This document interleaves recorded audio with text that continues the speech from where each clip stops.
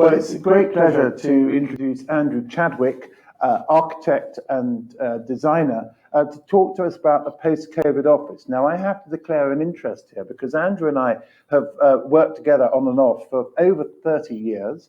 And last year, we produced a report for the British Council of Offices based around Andrew's concept of the space-time office. And we came up with 6 principles, which I'm not going to preempt now because Andrew's going to outline them in his talk, which I think, although we conceived that piece of work, and Andrew conceived the notion of the space-time office, as he will explain, over many years now, have in very great application in thinking about what the workplace will be in a post-COVID era. So, Andrew, take it away. Thanks very much, Jeremy, and good morning, everybody. The space-time office is actually, in my view, is the answer to COVID-19. Well, the answer to the result of COVID-19. And if I can get this to work.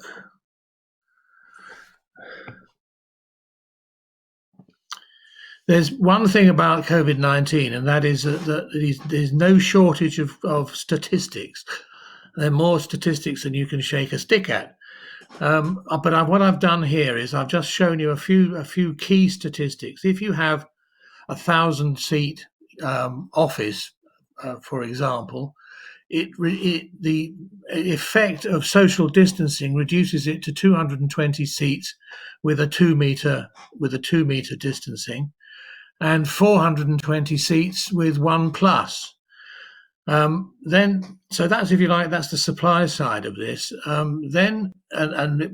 Fundamentally, then there is a whole lot of statistics come through about what people actually felt they wanted. When Boris Johnson told everybody to go home on the 23rd of March, everybody did. The office world didn't collapse. It all worked. But since then, there's been a lot of different statistics and ideas that have come out of should we go back, should we not go back. But this one is one from the Sunday Times last week, and 6% of people want to be full time in the office. 28% want to be out of the office all the time. 29% would go for 2 days in and 3 days out, and 28% would go in for 4 days out and 1 day in. And what it all boils down to is, if you actually do the maths, is that it's, roughly speaking, it points to 315 seats for 1,000 people. So what we're faced with is a third of the requirement, the third of the supply to cover our requirement, I should say. Now, so to the solution, which is what we've developed, what Jeremy and I was talking about just now. The 6 principles of the space-time office are as follows. Principle 1 is liberation of work from any particular location. Principle 2 is the space you need for the time that you need it. Principle 3 is controlled access to multiple locations. Principle 4 is a new relationship between space and time and money, if you like, is the square foot hour, or the square foot or square meter hour. And principle 5 is the seamless engagement of technology. And principle 6 is the office building as a common good. Now, what I'm going to do is I'm going to explain, I shall illustrate these principles with work that we have done. So if I go to the next slide.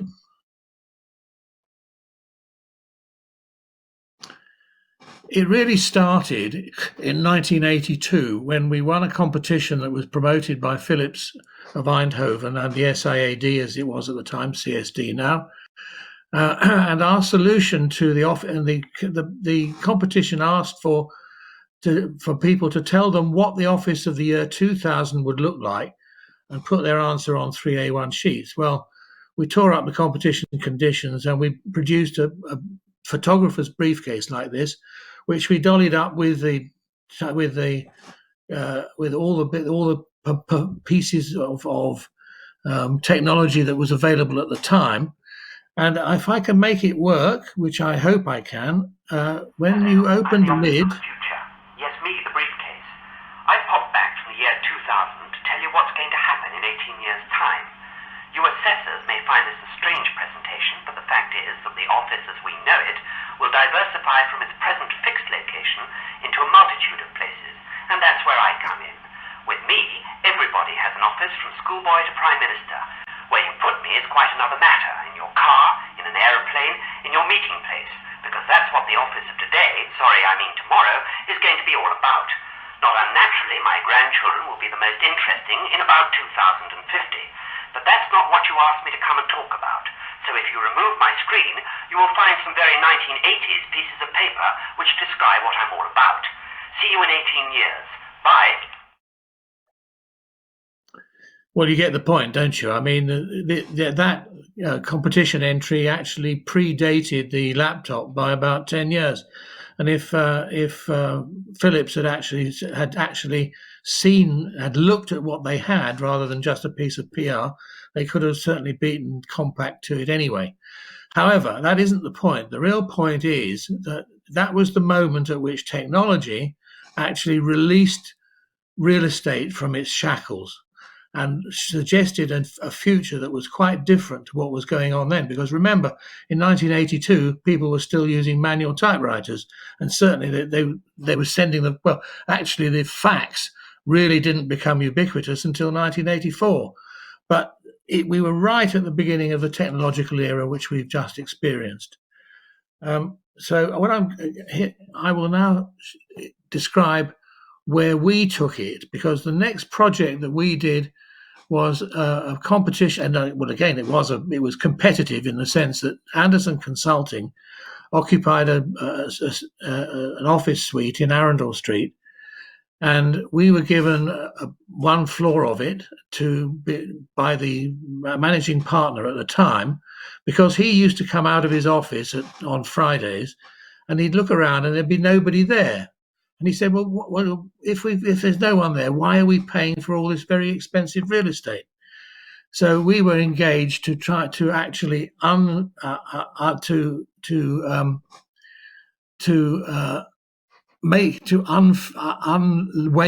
the space that he had. And what you're looking at there is an isometric of the ultimate result, which contained all the elements that you would expect to see in any office today of a space-time type. So what you had there was networked IT systems, a managed reservation system, a combination space. Now, combination space was a term kind of taken from university. It's the area where you meet your friends, you talk about nuclear physics, it is a meeting space, a place where the soul, if you like, of the organization lives. There were individual workspaces, there were lagoons for group working, there were closed spaces, support spaces, and it was designed, it was really the kind of fundamental design for flexible working. And it's exactly what you need today to deal with a COVID-19 situation, because it provides for a whole range of different uses in time. And so, I mean, that, if you like, was the beginning of a journey that we've had ever since. So if I'll show you one or two others. But first, before I do that, I'll just say the next thing we did, which was a sort of significance, was to upscale the idea of the space-time office to what we called SpaceNet, which was it was Accenture, as a matter of fact. They changed from Anderson Consulting to Accenture, and we were engaged by the regional managing partner for the West Europe region, which was France, Germany, Switzerland, and so on. And we were engaged to actually make some kind of sense out of his region. So we created the first space net, which spanned the whole of all 60,000 square kilometers, I beg your pardon, of the West Europe region, with a range of a whole series of equivalent locations that related to each other technologically. And that is the second part, if you like, of the SpaceNet story, because once you start to look at more than one location, you actually get the beginning of a network or an ecosystem of offices or of locations that actually represent the organization that uses them. So there's no, I mean, there's a hierarchy in it. There's the office that waves the flag about the company, if you like. Then there are offices which guard strategic intersections. By that I mean, somewhere with a really important client or a location where you might have a particular function that's going on there. Then there are what we call them fighting camps. Actually, they were little offices that sit around client sites. And then finally, of course, you've got the homes of the people of the consultants themselves. Now that predates what's happening now by 20, 30 years, doesn't it? I mean, so we had seen that technology would allow us to actually run a networked office with an ecosystem with which today, what's been added to it, of course, is health and safety, is an approach to the kind of the medical necessity of creating offices that are COVID ready. So there it is. The first city was, we call them cities, the one that waved the flag about Accenture, was the most expensive building on the Champs-Élysées, and yet it cost them less than their original office in the Tourgan in La Défense. Moving on, the next project of significance was the Grosvenor House on Park Lane here. Meridian Hotels, who briefly owned it, gave us a project to look at how we could use the 30,000 square feet above the lobby floor of the Grosvenor House. And whilst it was a test project, it's where the whole idea of the square foot hour came about, because 30,000 square feet is 282,600 and 600,000. I beg your pardon, I'm gobbling.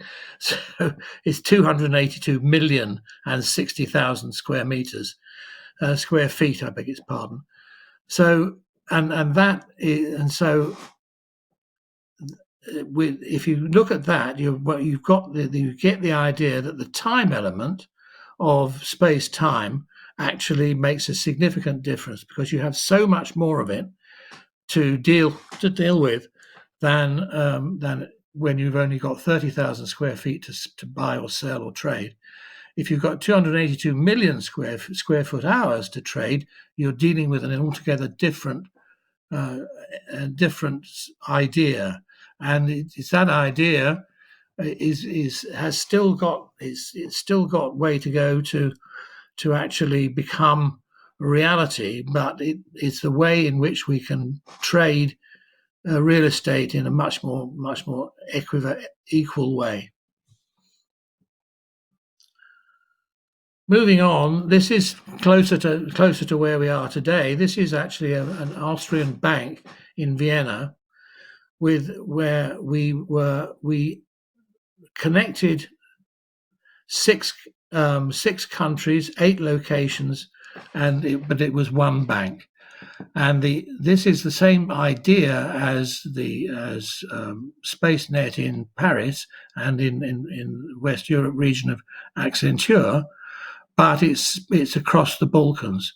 And what it did here was it linked together 6 countries that effectively had been at war with each other until pretty recently, but with the connection was broadcast quality video conferencing and reservation. So you could reserve yourself anywhere across the Balkans and Austria, and you could book yourself anywhere inside any of the units. So it actually leveraged the time element of space-time in a way that people, that once they got the idea and they started to do it, then people started to use the time element, and that's frankly that is where we are now. We've and if I go on, I'm sorry, I seem to have. I've lost the video on. Oh, there we go. Moving on to Principle 6, the office as a common good. My illustration here is the Salvation Army, and it shows very clearly that a building where you have what is effectively a 3-dimensional forum holding up the offices above it, and that 3-dimensional forum is the heart of the Salvation Army's office, and that's the other element that is going to be prevalent in the post-COVID office world. You will have the most important space is the heart space of the office. You don't necessarily need to have an enormous amount of traditional office space operated in either in a conventional way or space-time way, but the amount of space that it will be left for presenting the organization to itself and to the world.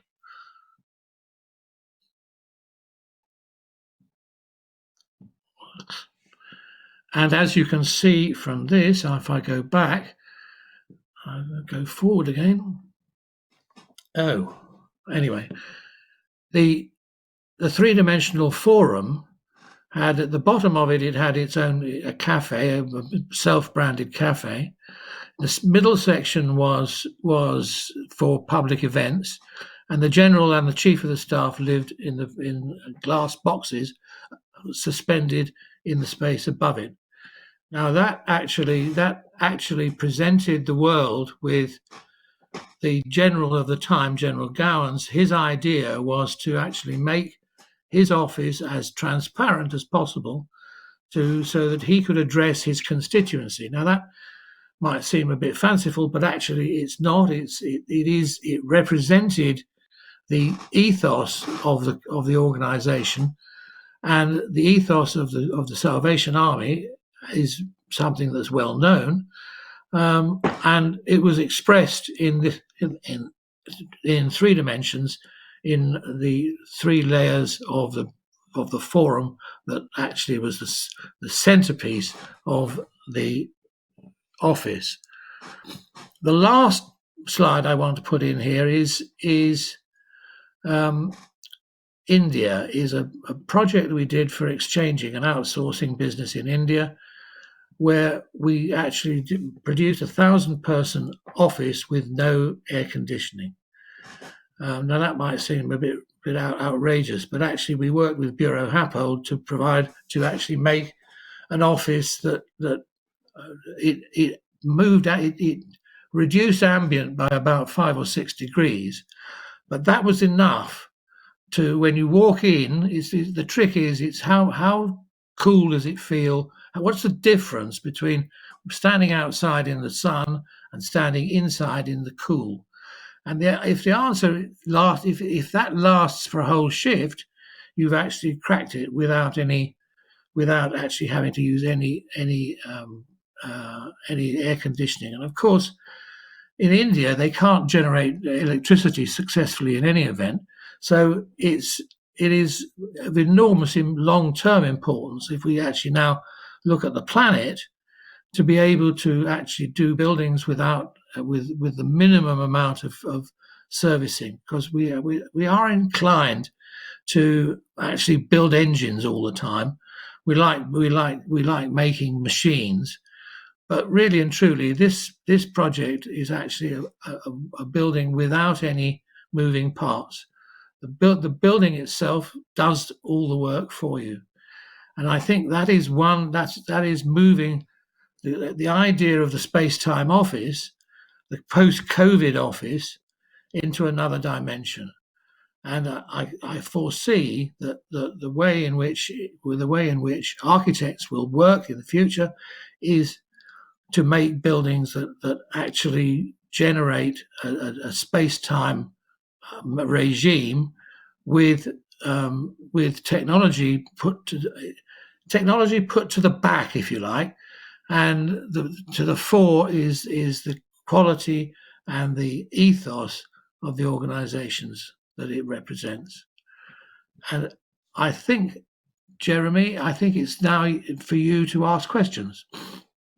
Absolutely, and lots of questions arise from that. But I think the first thing that I would like to mention is that these 6 principles, and particularly the first one, the liberation of work from being tied to a particular location, which was enabled by the office and the briefcase. Now, of course, the laptop, the mobile phone, the tablet, whatever, might seem at odds with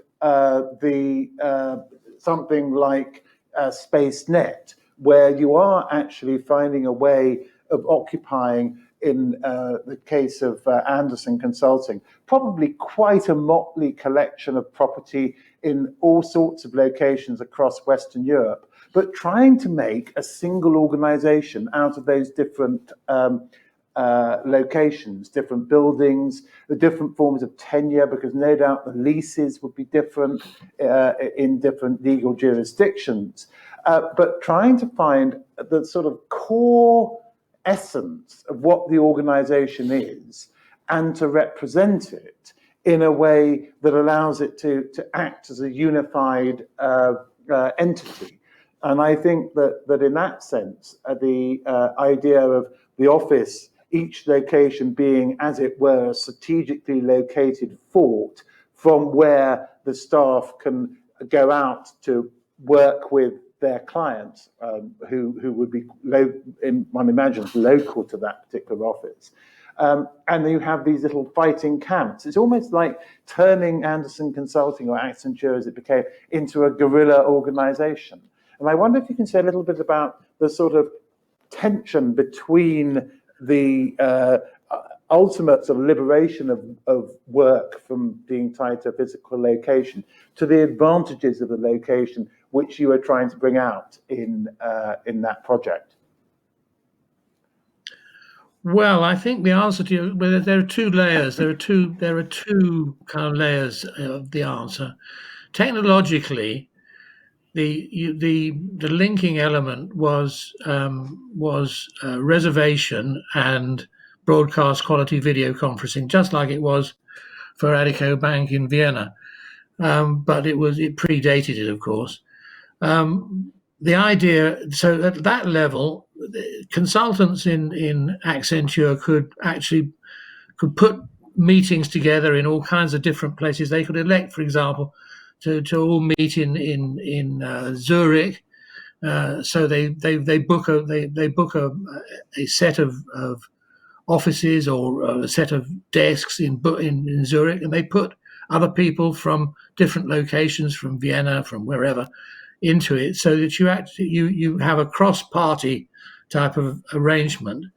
And then we had, today, of course, you've got, well, at that stage we had the first generation of really high quality video conferencing, which where you frankly you felt you were in the same room as the people with you. But today, of course, you've got video conferencing for everybody on their desk as well. But at the time we were doing SpaceNet with Accenture, the broadcast quality video conferencing was the other element of the connection. It's connectivity, really. It's actually making people feel they're part of the same organization. So since it's got high bandwidth, so you can leave it on all the time. You can actually have people. You can see, if you're standing in London, you can see people wandering around in Zurich. I mean, it gives you that feeling that you're part of the same organization. That was one level of it. The other level, of course, was was the ability to move about and find locations wherever you needed them. So it definitely was the space the space that you need for the time that you need it, and that of course allowed the organization itself to feel that it was part of a common idea that represented Anderson. And of Does course, that help? what this all depends. Yeah, I think so. But let's try and probe it a bit further, because what this all depends on is a completely different concept of occupancy. And that's where this notion of the square foot hour or the square foot meter comes into play. Now, just to repeat the figures on this, because I think it takes a little bit of getting your head around. If you take, let's say, a 30,000 square foot, 3,000 in round figures, square meter building, which you pay a rent per square foot or per square meter per hour, per year, generally. But actually, what you have in that building of 30,000 square feet is 262,080,000 square foot hours. That is the number of hours multiplied by the number of square foot over the course of a year, 52 weeks, 7 days. Now, of course, normal offices don't work 7 days a week or 52 weeks a year or 24 hours a day.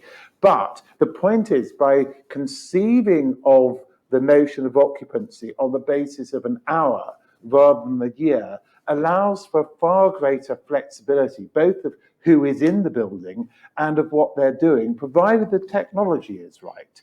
So I wonder if you can say a little bit more about what might need to happen to the terms of occupancy. And I'm thinking particularly about leasing terms in conventional buildings in order to make this come alive. Well, it's time sharing, really, Jeremy, at one level, isn't it?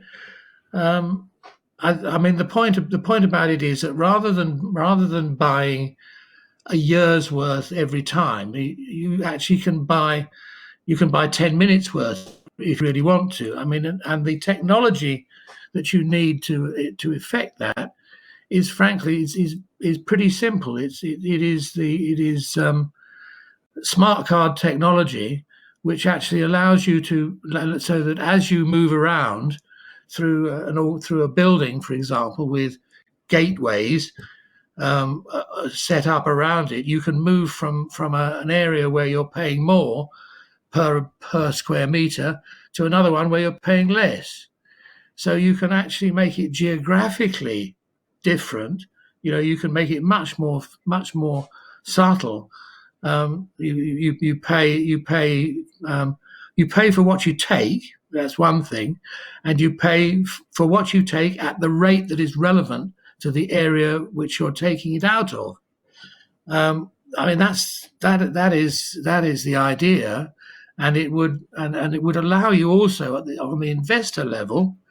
You could actually put together a portfolio made up of sections of a whole range of buildings. So you can have 1/10 millionth of the Pelly Tower, let's say.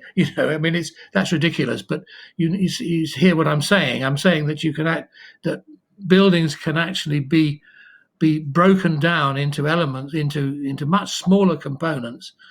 Now that's going to be a big thing for the legal profession and the accountancy profession are going to have quite a hard time getting their head around it. But the point is that as far as the user is concerned, the customer is concerned, he pays for what he takes. He or she pays for what he takes and no more. And it puts like more of a burden. Sorry? Yeah, it's like having your bank card, isn't it, with a certain value charged onto it. That and the statistics you presented at the beginning, that what was it, 28% of people, according to a Sunday Times survey, would be quite happy to go into the office, or would prefer to go into the office 2 days a week and work elsewhere for the other 3 days That's a week. Right. So what you do is you give everyone their card, which allows them 2 days worth of access for the week. They can then use that potentially in a range of different locations according to where they are and according to choice, provided they've all got this connectivity through the technology, but also to some extent, and this isn't a purely technological design, I think it's important to say. Could you say a little bit about how the eggs in a Deco bank work? Because that is very much a design feature as opposed to a purely technological one. Yes, well, I mean, first of all, if you just finish off on the space-time hour, I mean, the idea of cards loaded with millions of square foot hours is not fanciful, and you could if you have sensors around the building, you can literally change the rate at which you're paying for things as you move around. In Adeco Bank, the eggs, well, the egg was an oval glass room with broadcast quality video conferencing in it. And the real purpose of it, Jeremy, was to focus people's attention in a rather theatrical way, so that they actually, again, it's part of the feeling of its connectivity. It's making people feel part of the same organization, and also actually allowing major meetings to take place in multiple locations. So you could have a board meeting that might involve people from 6 countries, but you can put it all together in one place, and that again is a big ethos element of space time. Because actually, I should probably have said it. I should have said it at the beginning, really, but all human artifacts can be analysed under 3 heads. They both have structures, they both have infrastructures, and they both have ethos. One is an ethos, is an operational ethos. The other one is a design ethos. And if you can satisfy those 3 criteria, you'll begin to get the kind of buildings that we really should be using. We should be developing. Sorry, of course, I interrupted you. It's all right. This works in a number of different ways, because on the one hand, having the ability to hold a conference with multiple people, each in their own location, but with the semblance, at least, of being in a shared location, is very important now for the sort of COVID conditions.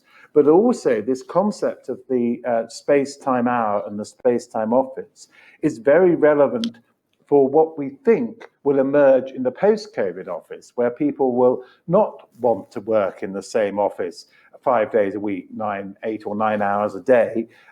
They will want to work 2 days a week in the office, or 1 day a week in the office, and the other days of the week in all sorts of different locations. And this comes back to the core of the space-time hour concept, which is that it allows you the space you need for the time you need it. So rather than having to say, I'm going to sign up to a 25-year lease, which will commit me to paying so much per year, with a rent review almost always resulting in a rise every 3 years for those 25,000 square feet for maybe a 25-year period, what it does is say, I will use the amount of space I need, which might only be for an hour or a day or half a day. So if I want to have a physical meeting with several different people, I can expand the space, provided it's available within the same building.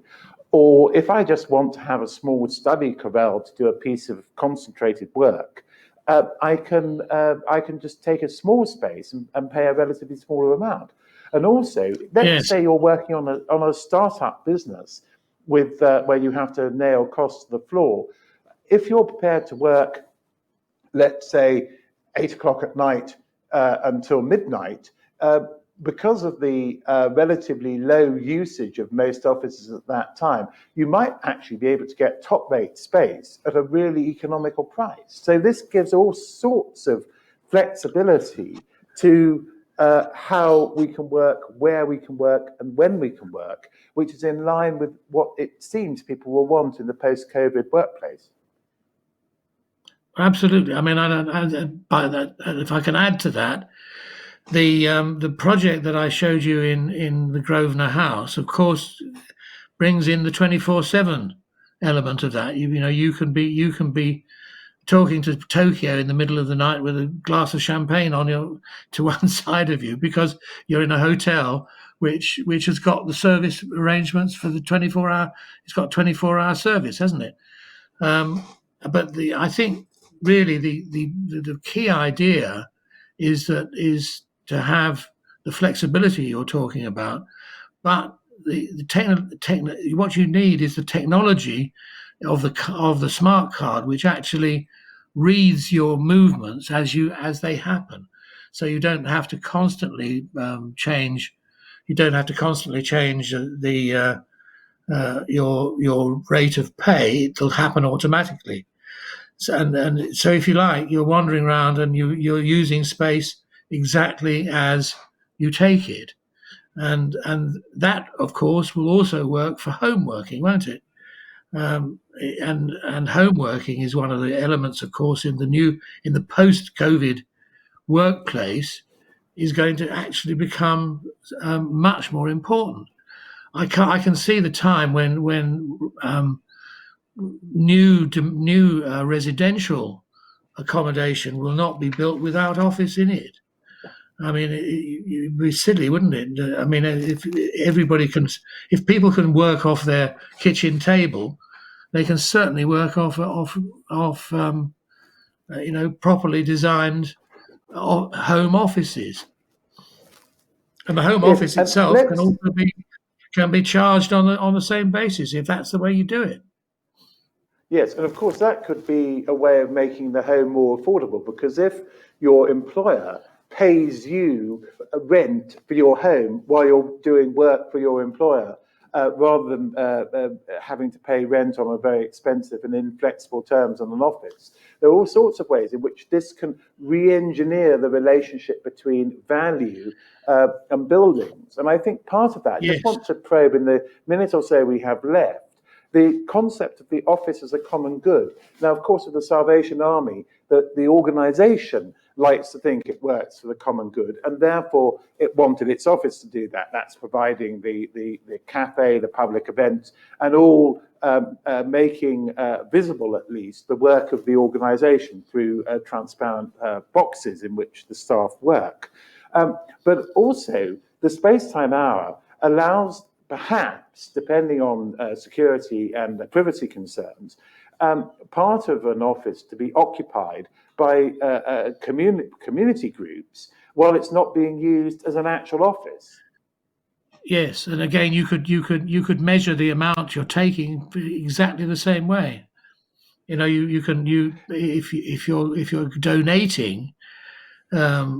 you're donating space, you should get a benefit for it.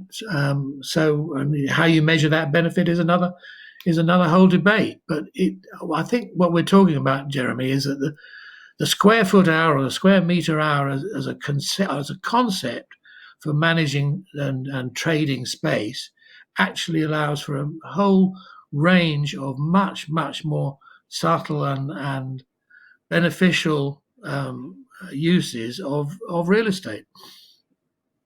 Well, Andrew, thank you very much. A fascinating subject, which we barely scratched the surface of, and maybe we'll have in the conversation Paul and I have, we'll be able to probe this a bit more over the course of the day. But Andrew, thank you very much for introducing us to it.